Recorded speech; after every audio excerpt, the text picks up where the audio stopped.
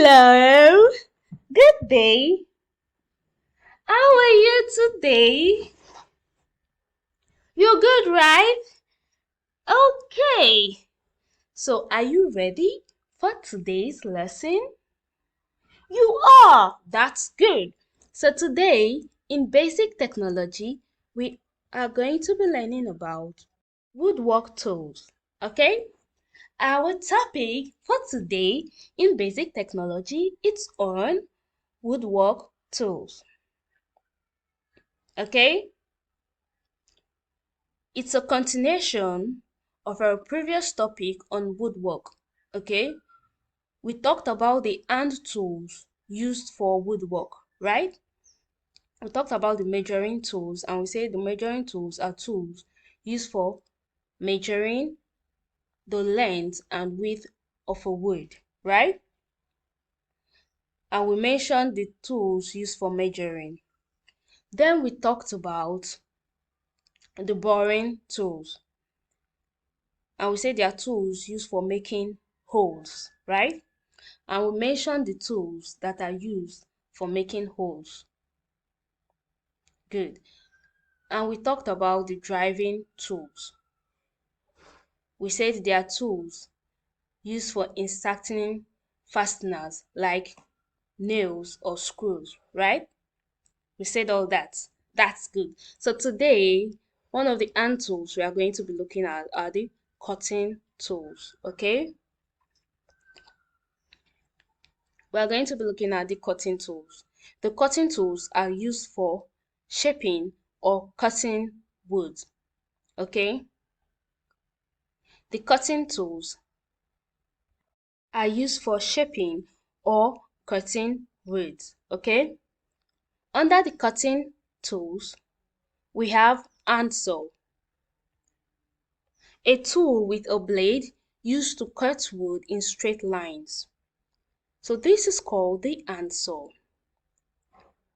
It has a sharp blade that is used to cut wood in straight lines, okay?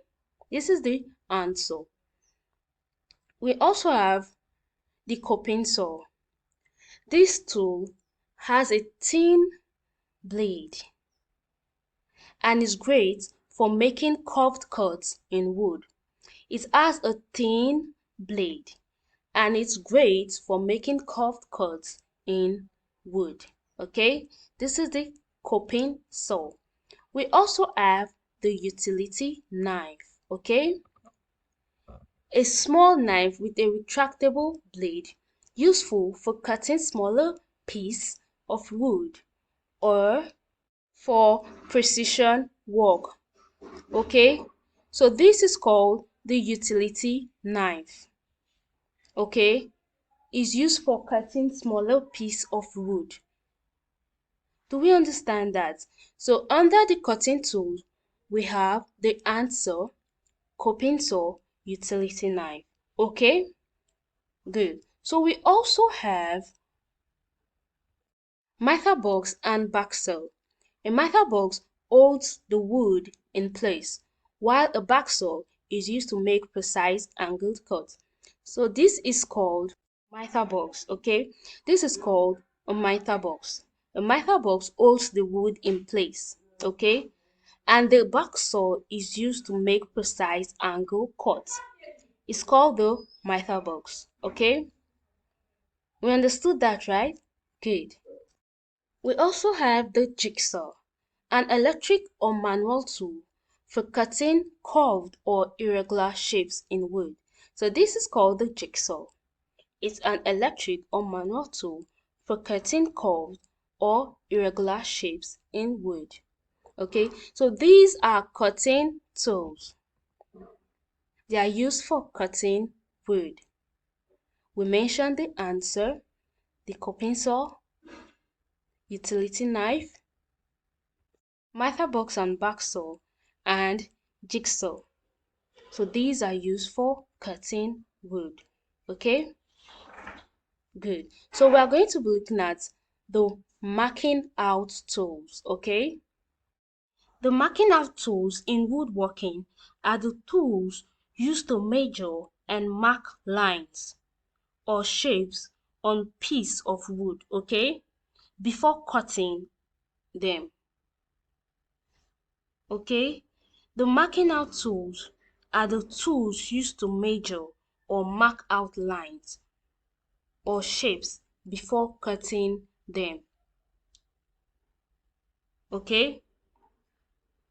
Under the marking out tools, we have the carpenter's pencil, okay. The carpenter's pencil. This is a thicker and more robust pencil that is great for marking measurements and lines on wood.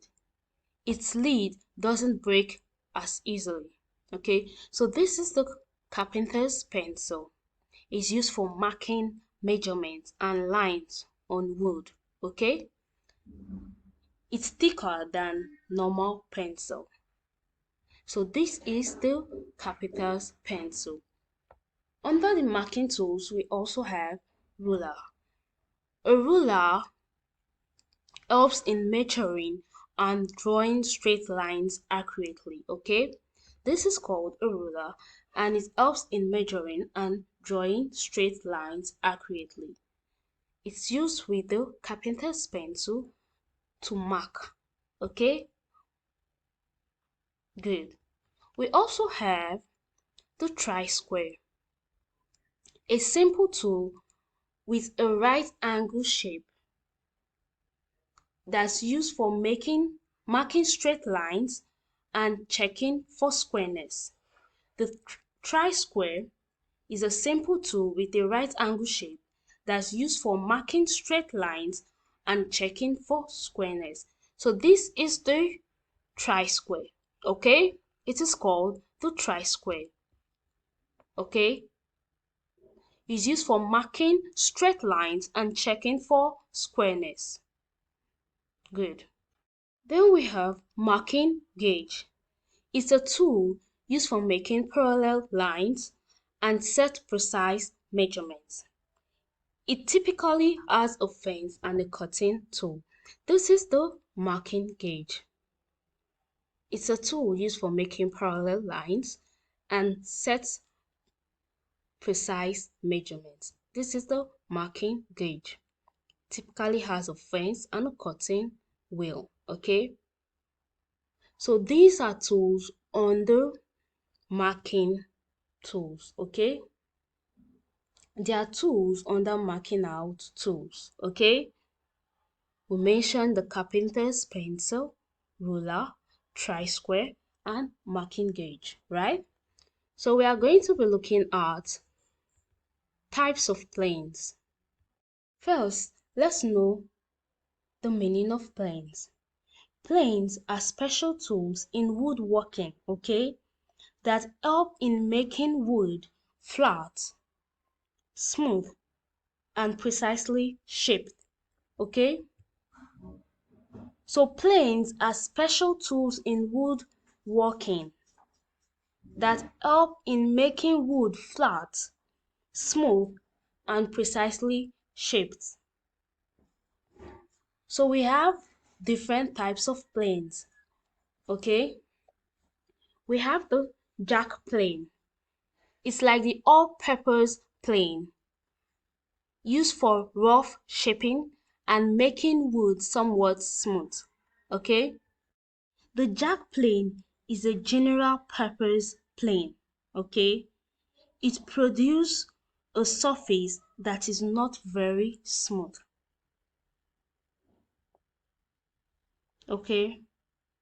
Remember, planes are cutting tools used for making a surface smooth, flat, or precisely shaped.